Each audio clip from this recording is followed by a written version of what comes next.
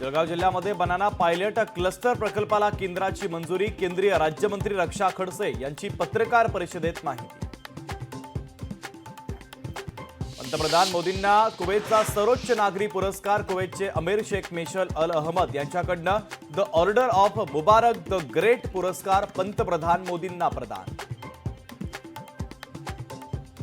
अभिनेता अल्लू अर्जुनच्या घराची तोडफोड। उस्मानिया युनिव्हर्सिटीशी संबंधित लोकांचा आक्रमक पवित्रा। मृत महिलेच्या कुटुंबियांना 1 कोटी रुपयांची भरपाई देण्याची मागणी। दिल्लीचे मुख्यमंत्री आतिशी यांची रंगपुरी हिल परिसरामध्ये भेट। यावेळेस त्यांनी लोकांशी साधला संवाद। अयोध्या हायवेवरील इंडियन ओव्हरसीज बँकेमध्ये दरोडा। लॉकरमधून कोट्यवधींची रोकड लंपास।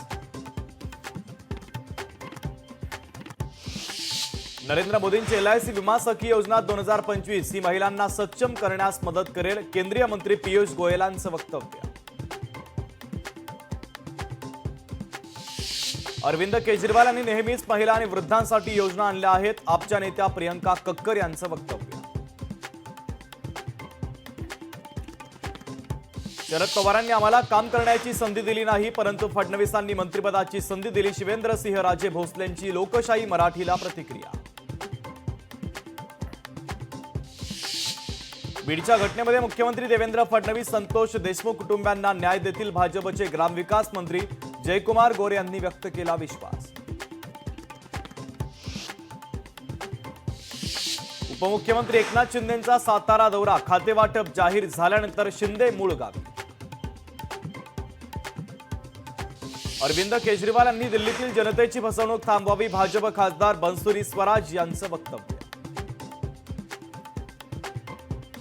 अमित शहांनी ज्या प्रकारे अपमानास्पद शब्द वापरले त्यांच्या मनात आंबेडकरांबद्दल आदर नाही। उत्तर प्रदेशचे काँग्रेसचे अध्यक्ष अजय राय यांचं वक्तव्य। सुषमा अंधारे यांनी घेतली देशमुख कुटुंबाची भेट। मस्ताजोग येथे जाऊन त्यांनी घेतली देशमुख कुटुंबाची भेट।